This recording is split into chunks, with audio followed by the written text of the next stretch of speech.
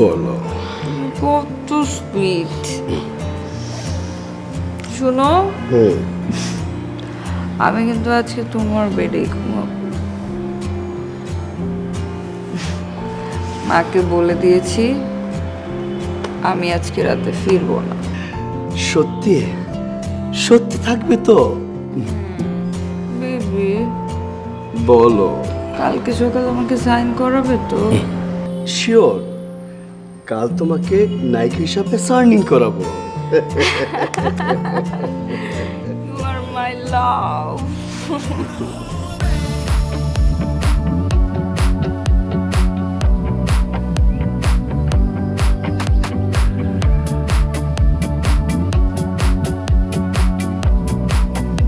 চলো চলো যাই। নিয়ে যাও আমাকে।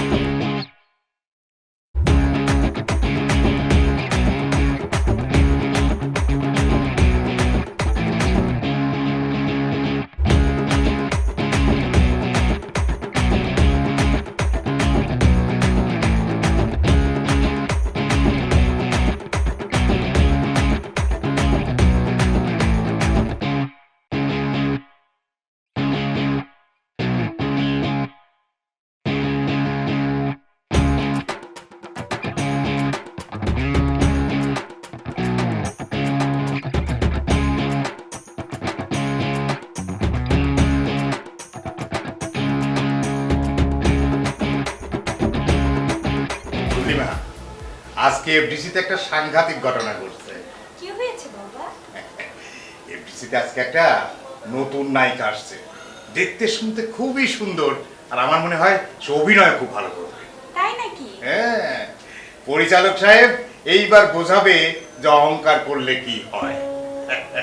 আমার মনে হয় কি জানিস, ও যে ছবিতে অভিনয় করবে সে অভিনয় মানে হিট করবে, ছবিও হিট করবে। তাই? হ্যাঁ। আচ্ছা তুমি কেমন মানুষ বলো তো? হ্যাঁ, তোমার কি জ্ঞান বুদ্ধি সব লোপ পাইছে? কেন কি হয়েছে? আবার প্রশ্ন করো। এই মাঝরাতে ঘরে ঢুকে তুমি আমাদের সাথে কথা না বলে তুমি নবাগত নায়িকা নিয়ে শুরু করে দিলে। আরে আমি আমার মেয়েকেও তো স্বপ্ন দেখি নায়িকা বানানোর, তারে আমি নায়িকা বানাবো দেখেই তো নায়িকার গল্প শোনাচ্ছি, তো রাগ করো কেন? এই যে অসুস্থ মেয়ে বিছানায় শুয়ে, যার ওষুধ নেই, ঘরে খাবার নেই, মেয়েটার জন্মদিন। আহা মা, থামো না। তুই থাম তো, আজকে আমাকে বলতে দে। আহা, আস্তে কথা বলো না, মানুষ শুনলে কি বলবে? মানুষ কে? হ্যাঁ, কে মানুষ যার ঘরে শান্তি নাই? কেন, ঘরে আবার কি হয়েছে? তুমি কোন আখ খেলে মাঝরাতে ঘরে ঢুকে আমাদের সাথে কথা না বলে, আমাদের খোঁজ খবর না নিয়ে নতুন নায়িকা নিয়ে কথা শুরু করে দিলে? ব্যাককেল মানুষ করতে আইছো? ব্যাককল মানে এতে রাগ করার কি আছে? রাগ করবো না না? মেয়েটার জন্মদিন, আমার অসুস্থ মেয়েটা বিছানায় শুয়ে তোমার পথের দিকে তাকায় আছে। কি এনেছো মেয়েটার জন্য? এনেছো কিছু? মানে তোর জন্মদিনের কথা কি আমি ভুলে যেতে পারি? হ্যাঁ, তোর জন্য আমি একটা সুন্দর গিফট আনছি। আমার কিচ্ছু লাগবে না বাবা। তাই বললে কি হয়? Happy birthday to you. Thank you বাবা। এটার মধ্যে কি আছে? আমি এখান থেকে যাওয়ার পর খুলে দেখিস, খুব সুন্দর একটা জিনিস আছে। রোবানা, তোর বাপকে বল হাত মুখ দিয়ে ফ্রেশ হয়ে আসতে, আমি খাবার দিতেছি। আচ্ছা ঠিক আছে, খাচ্ছি, তুমি যাও না, খাবার রেডি করো। বাবা, দোয়া করি তোর এই জন্মদিনে আমার একটাই প্রত্যাশা, তুই জীবনে বড় হওয়া, একটা মানুষের মতো মানুষ হওয়া। কথা কি কানে যাচ্ছে না? কি? রাত কটা বাজে? আমি কি নিশাচর প্রাণী, ঘুমাবো না?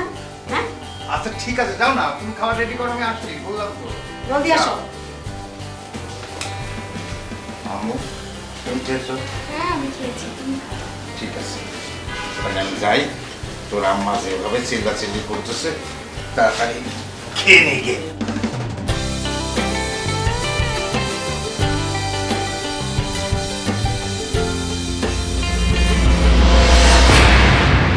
মেয়েটা শুটিং এর নাম করে কি করে বেড়ায় তা তোমার জানতে ইচ্ছা হয় না? গরিবের মেয়ে দামি দামি জামা কাপড় পরে ঢং ঢং করে বেড়ায়, কোথায় টাকা পায়, কিভাবে পায়, তোমার জানতে ইচ্ছা করে না?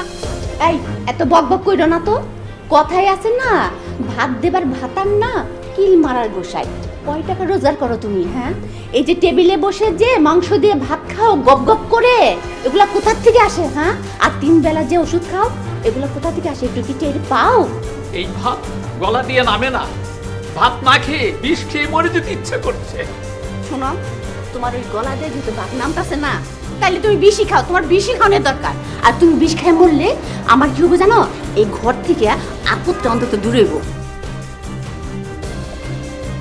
কাকে মরে যেতে বলছো মা? কাকে আবার? এই যে এই বুড়া মানুষটা। কেন, কি হয়েছে? কি হইছে? কি কইতেছে জানোস? তোর ভাত নাকি তার ওই যে ওই গলা দিয়ে নামে না। ভাত গলা দিয়ে না নামলে ডাক্তারের কাছে নিয়ে যাও, গলার নলটা বড় করে দিবে, ভাত সুন্দর করে নেমে যাবে। এই না হলো মেয়ের কথা, তোর মা তো অসৎ টাকা পেয়ে খুব সুখ মনে করে। তোর চোখে তো এখন রঙিন নেশা। তোর মাকে বলি তোকে যেন ফাঁসির দড়িতে ঝুলতে দেখতে না হয়। শুনলি তো? হ্যাঁ, কি সমস্ত কথাবার্তা বলতেছে বাপ হইয়া। হ্যাঁ, এগুলো কি বলে উনি? হ্যাঁ, তুই নাকি আমার কারণে ফাঁসির ঝুলিতে ঝুলবি? এই সমস্ত কথা কোয়ার পরও তুই কি ওরে বাপ বলে পরিচয় দিবি? হ্যাঁ, বাপ বলে ডাকবি? তা বের করে দাও, বসে আছো কেন? উনাকে ঘাট ধাক্কা দিয়ে বের করে দাও। বের করে দিতে হবে না, আমারও যদি লজ্জাবোধ কিছু থাকে তাইলে তোদের সীমানায় থাকা উচিত না। তাই যাও, তুমি যদি এখান থেকে বের হয়ে যাও কেউ তোমাকে ধরে রাখবে না। যাও, বিদায় হও। চল না, তবে একদিন এই গুরু বাপটি তো ঠিকই মনে করবে। কোনোদিনও না, তোমার মতো বাবা থাকার চেয়ে না থাকা অনেক ভালো। আর তুমি এমনি তো আমাদের জন্য কি করেছো? যাও তো, তুমি বেরিয়ে যাও এখান থেকে।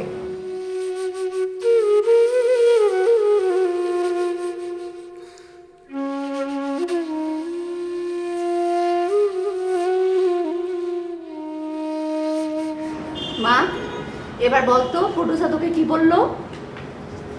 কি আর বলবে, নতুন সিনেমা সাইন করে এলাম। সত্যি? টাকা পয়সা কিছু দিছে? হ্যাঁ, দারুণ।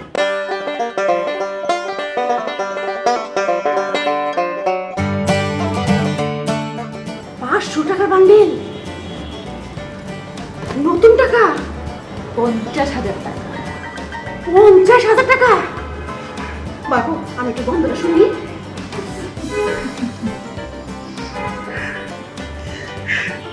50,000 টাকা আমি ইচ্ছে মতো খরচ করবো। আচ্ছা ঠিক আছে, এটা তুমি তোমার কাছেই রাখো।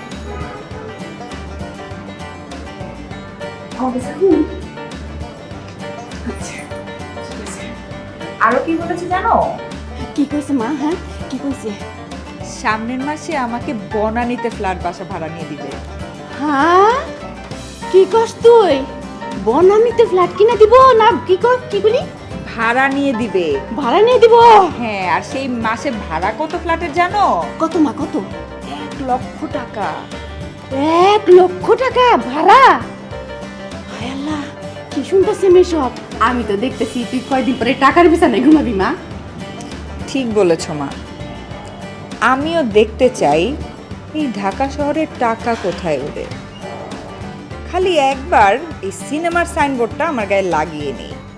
তাই কর, তোর বাপের কাছে বিয়া বসে আমি কোনোদিনে যে টাকা পয়সার মুখ দেখি নাই। আমি তো 5,000 টাকা কোনোদিন একসাথে গুইনাও দেখি নাই এই হাতে। মানো তুই আমার মেয়ে হয়ে এই যে এতগুলা 50,000 টাকা তুই এই প্রথম আমার হাতে দিলি, আমার যে কি খুশি লাগতেছে রে মা। তুই আমার লক্ষ্মী মা, তুই আমার কুল যে টুকরা। কত টাকা দিছে রে আমারে। ঠিক আছে, এটা তুমি তোমার কাছেই রাখো, এটা তুমিই খরচ করবে। আমার কাছে রাখুন, সত্যি কইতেছস? আমি তো দেখবো তুমি কত টাকা খরচ করো, এটা তোমার তো শুরু। ঠিক আছে। আসো, আরে আসো না, ভিতরে আসো। আসো, এইটা হচ্ছে তোমার লিভিং রুম।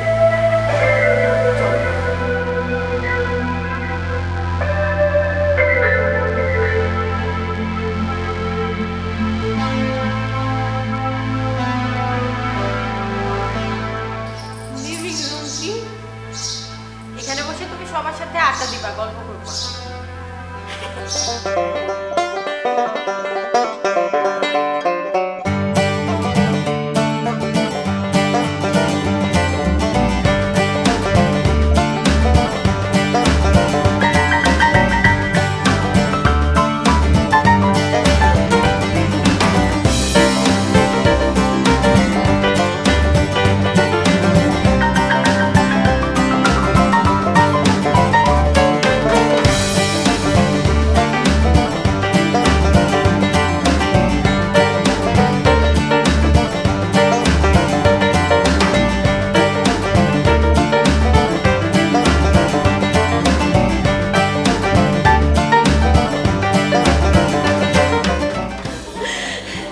ও এটা শোয়ার জায়গা না না আপা, বসার জায়গা।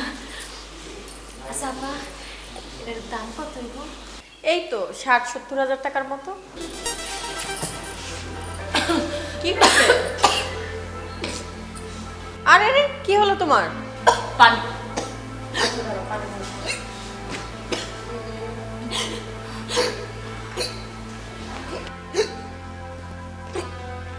আলতা কি হলো?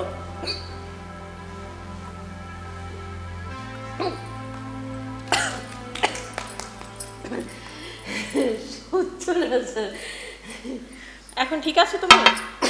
আচ্ছা চলো তোমাকে তোমার বেডরুমটা দেখাই। শোবার ঘর, চলো।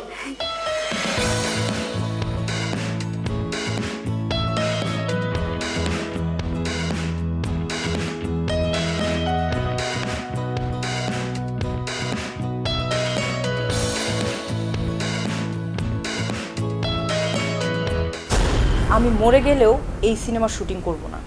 আপনি ভুল করছেন। আমি অলওয়েজ নিজের বুদ্ধিতে চলি, অন্যের বুদ্ধিতে কখনো চলি না। দেখুন, একটি সিনেমার সাথে কতগুলো মানুষের স্বপ্ন জড়িত থাকে, আর আপনার এইটুকু রাগের জন্য এতগুলো মানুষের স্বপ্ন ভাঙাটা কি ঠিক হবে? যেখানে আমার মান সম্মান জড়িত সেখানে আমি অন্য কারো কথা ভেবে ছোট হব? এটা তো ছোট বড় হওয়ার কিছু না। তো কি বলতে চাচ্ছেন? আমি বলতে চাচ্ছি, রাগ করে সিনেমা বন্ধ করে দেওয়াটা কি ঠিক হবে? হোয়াট? তার মানে কি এখন আমি মামুনের পা ধরে গিয়ে বলবো আমি ভুল করেছি, শুটিংটা শেষ করো? হ্যাঁ দেখুন, আপনি তো জানেন এটা আমার প্রথম ফিল্ম। আমার মনে হয় আপনারা নিজেদের মধ্যে ঝামেলা মিটিয়ে নেওয়াটাই উত্তম। একবার ভেবে দেখবেন। আমি ভেবেচিন্তে ডিসিশন নিয়েছি, মামুনের সিনেমা আমি করব না, মানে করব না। মামুন এখনো সোনামনকে চিনতে পারিনি। দেখুন, এই সিনেমা না হলে আপনার কোনো ক্ষতি হবে না, কিন্তু আমার আর মামুন স্যারের অনেক বড় বিপদ হয়ে যাবে। ওয়েল, তাহলে অন্য কোনো নায়িকা নিয়ে সিনেমা শেষ করতে বলো। 40% শুটিং শেষ হয়ে যাওয়ার পর নতুন নায়িকা নেওয়া কি পসিবল? তো আমি কি এখন সবার কাছে হেরে যাব? মোটেও না, বরং আপনি উদারতা দেখালে আপনি জিতে যাবেন। তুমি জানো আমার মায়ের সাথে ওরা বেয়াদবি করেছে, ওদের কত বড় সাহস। আমি ওদের সিনেমা কখনো করব না, আমি কখনো ছোট হব না। একটু ভেবে দেখবেন প্লিজ। তুমি যাও তো হিরো, এই বিষয়ে আমার কথা বলতে ইচ্ছে করছে না। ঠিক আছে, আমি আর আপনাকে বিরক্ত করছি না, তবে একটা কথা মনে রাখবেন, রেগে গেলেন তো হেরে গেলেন। আসি। ডিসগাস্টিং।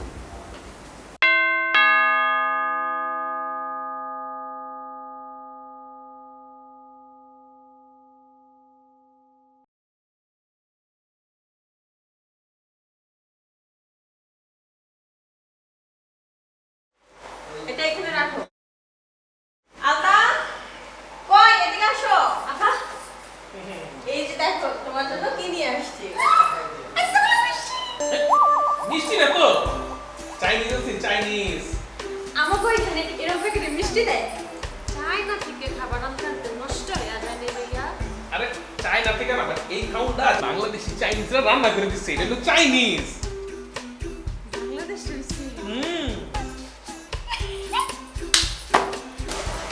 না না আজকে না আমি বেশি খাবো। তুমি সব খাও, কোনো সমস্যা নাই, পেট ভরে খাও। দুলাল ভাই প্লেটটা একটু ধুয়ে নিয়ে আসো। আমি দিয়ে নিতেছি ম্যাডাম।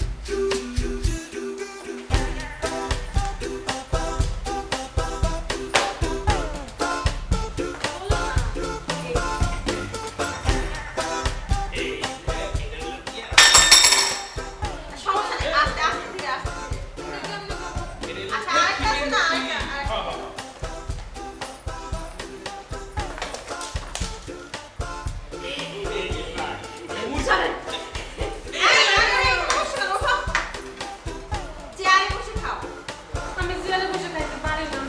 আচ্ছা সমস্যা নাই, আজকে চেয়ারে বসে খাও যেভাবেই পারো, কালকে থেকে শিখে নিবা।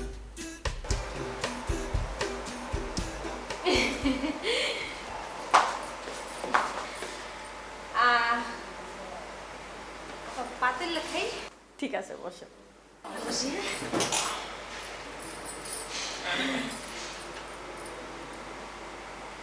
না না না, আপনি খান। তুমি খাও।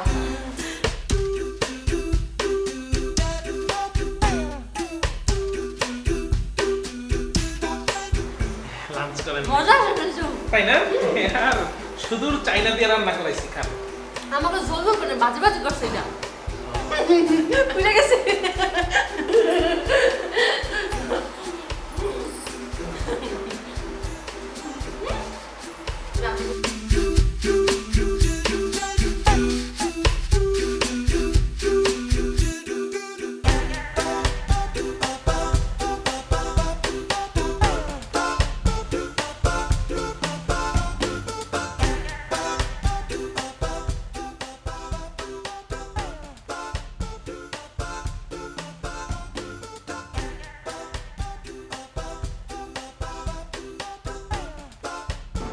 সানগ্লাসটা পরো। এই পড়তেছি। দেখি। এখন তোমাকে নায়িকার মামা মনে হচ্ছে। হিল পড়েছো দেখি? হ্যাঁ, যাও প্র্যাকটিস করো। এদিকে হাঁটবো? হ্যাঁ, প্র্যাকটিস করো আমার সামনে। পড়ে যাবো না তো? পরে যাবা না দেখি তো প্র্যাকটিস করতে বলেছি। প্র্যাকটিস করো বেশি বেশি করে।